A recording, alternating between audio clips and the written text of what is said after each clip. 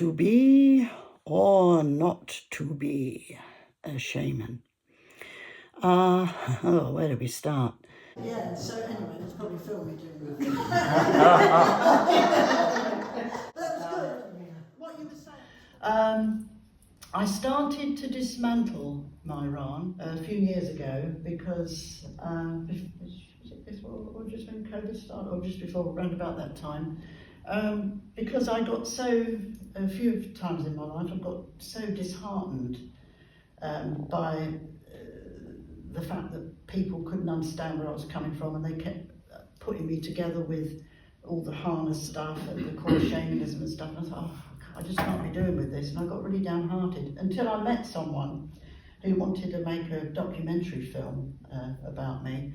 And he said, if you're going to dismantle your arm, don't do it yet. Do it after I've done the filming. Trying to explain how I conduct shamanic interaction in my work is very difficult to do in the workshops because people tend to have a different definition of what shamanism is today. It's sort of like a grander thing. It's not like a little thing. I do a sort of more grand occasion, but it's all very much acted out. It's a real piece of ritual theatre, and some people find it quite alarming because there's a lot of crying and shouting, and it's not sort of right now I'm going to heal you. Come here and I put my hands on. It's not none of that stuff. Yeah, that's all one stuff. This is real sort of gutsy, ancient tribal stuff, and it's all expressive and it's really ritualistic.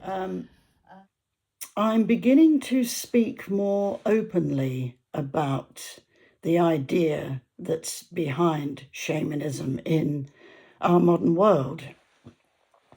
I'm beginning to embrace what I wanted to embrace probably about 25, 30 years ago. In the sense that we need now to be looking at a more appropriate way of addressing shamanism and not falling back on the neo-shamanic ideas that anyone, absolutely anyone, can become a shaman. We need to start rethinking all of this. First of all, we need to realize that we in the Indo-European world have a lot of thinking to do in terms of understanding our own ancient makeup. And this means we will start to view shamanism as a means of helping us to work out what the hell shamans did in the Indo-European world. We can base it, of course, on what shamans do in other parts of the world. But what we've got to take on board, primarily, is the art of mirroring, which few people tend to think about. Now, this is what we talk about in depth on the Shamanic Counselling course. Your intuitive skills are likely to increase if you come onto this course, and the art of mirroring will be an absolute gem to learn about, because you will see how much you already mirror people, which is what shamans used to do, except shamans will mirror inside and outside, the ups and the downs of the person, the warts and all, shall we say. Shamans would have a way of doing this, which is absolutely accurate, appropriate to the person who needs the healing. And this is what I think we're starting to address now, well, what I'm starting to address now.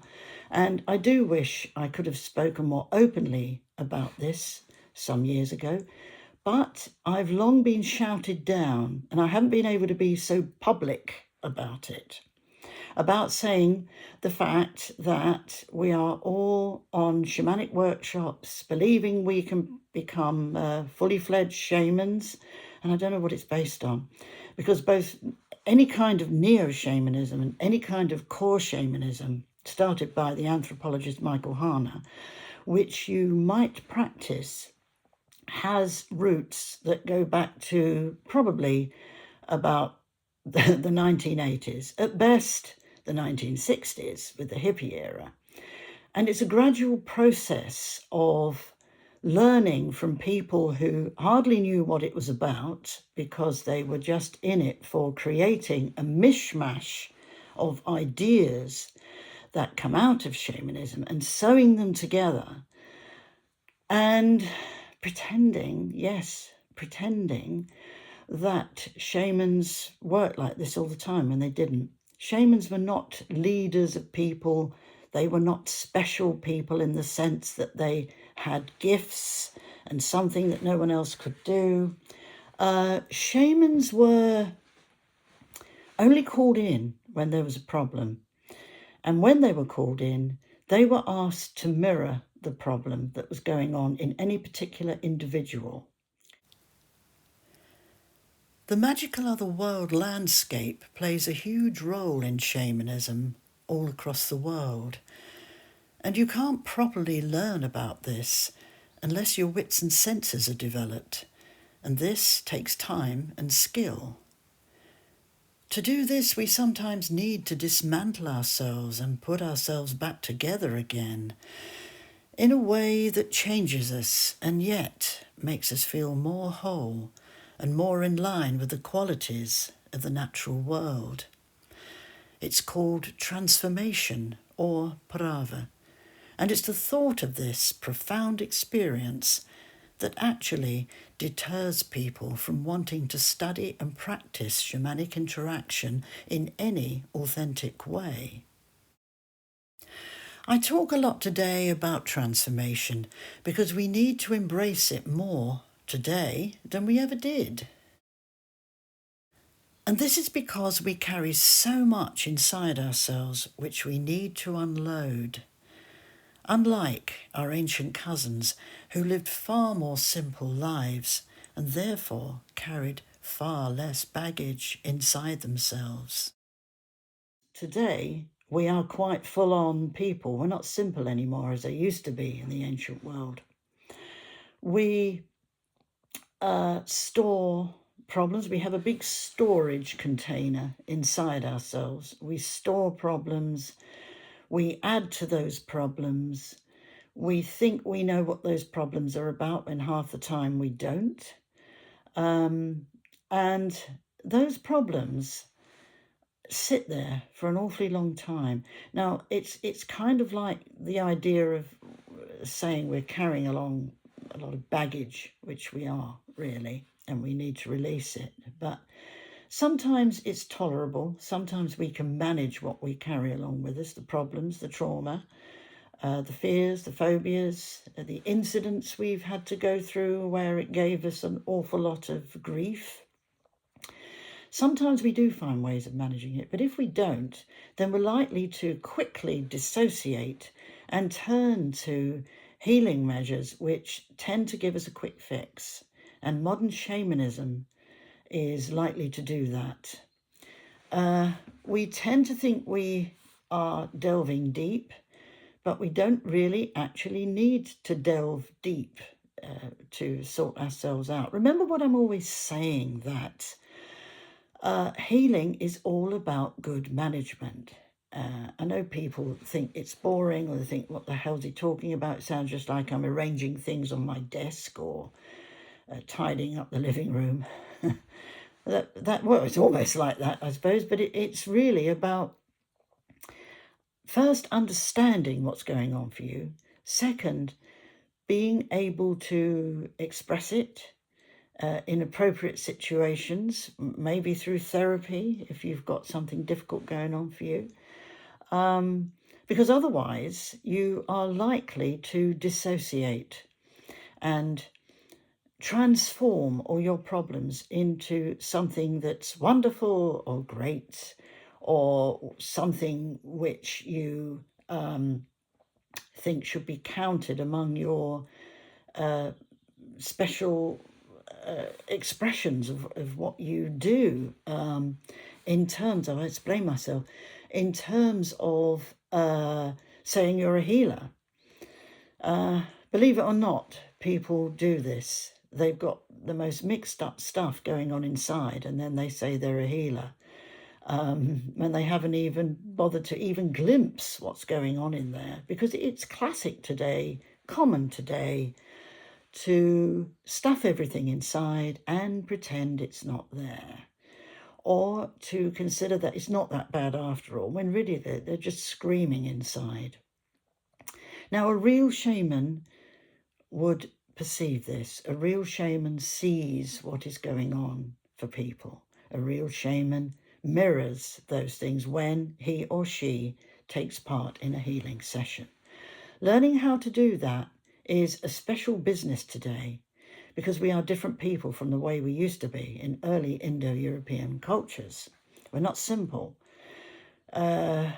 We are forced to live complex lives, there's no doubt about that. But what we need to take into consideration is, can we see this? Can we see what is going on? Can we see the jumped up shamanic type people who are out there claiming they know everything there is to know about shamanism, advertising themselves as shamanic healers? I don't do that. And yet, to all extents and purposes, I am considered to be a shaman. I very rarely use that word. A medicine person is about the best I do. But people are out there advertising themselves as these healers, and what are they doing?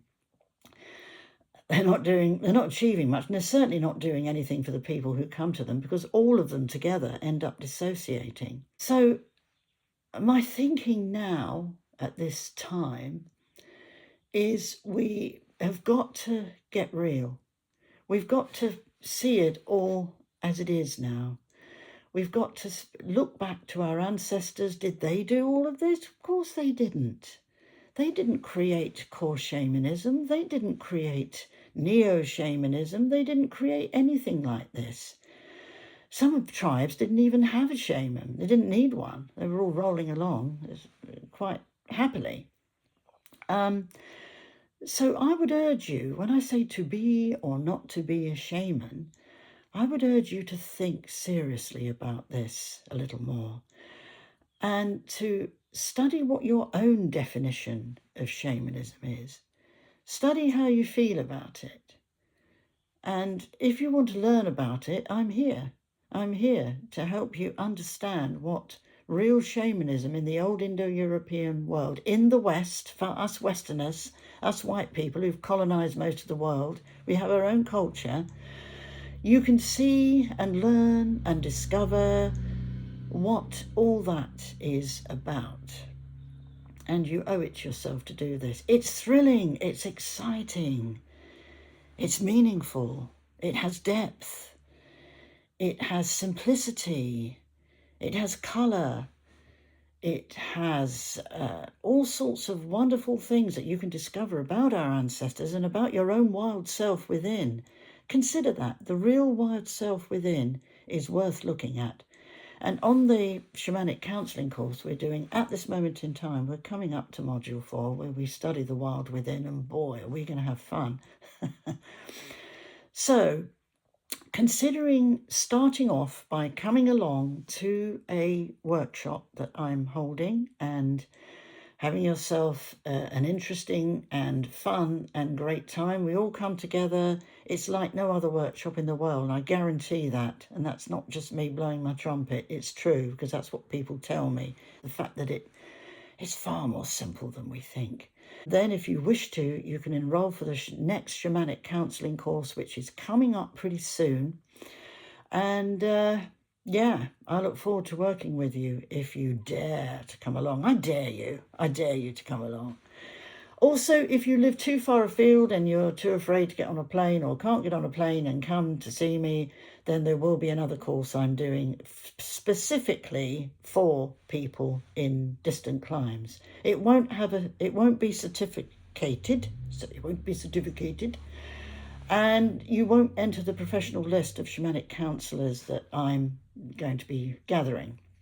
But it will give you some connection with your ancestors and with the idea of shamanic dreaming. I won't be doing this forever. I can't do this forever, but I'm offering it now So, and the time is now for all of us. So do come along if you can. And I would look very much forward to meeting you all and sharing all of this with you. Let's do it. Let's build this wonderful community that we can build. And when you see it start to form, oh boy, it's quite wonderful. Take care of yourselves, and I'll talk to you hopefully again pretty soon. No way you can possibly do Just it. want the mask. No way at all. The world's happy with pretend. It's easier. And aren't you the only one in the world that can do it? It's real Loads stuff. of people out there can do it. So what makes you the only one?